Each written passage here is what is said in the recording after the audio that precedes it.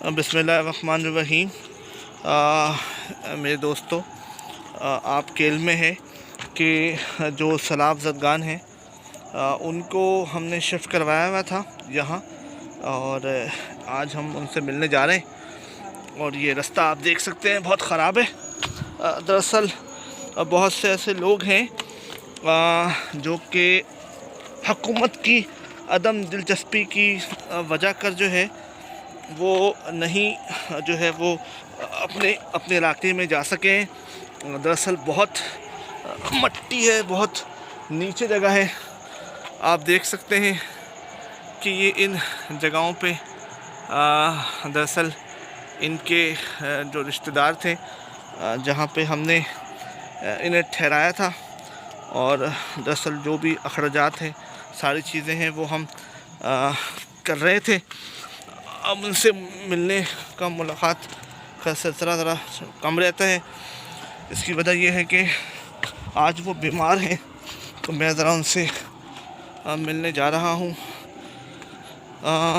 हम अफसोस कर सकते हैं अपनी हुकूमत पर कि खैरपुर से जो लोग थे वो बेचारे किस मुश्किल हालात में जो है वो यहाँ रह रहे हैं, मजबूरी है।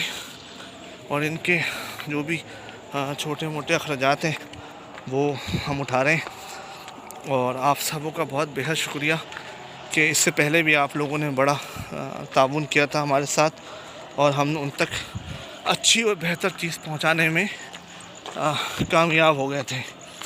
तो आप देख सकते हैं, ये आपको पूरी लोकेशन नज़र आएगी। दरअसल वो पहाड़ में जो जिनके भी रिलेटिव थे हमने उनको वहाँ ठहराया, जो जाने वाले थे हमने उनको भेजा है।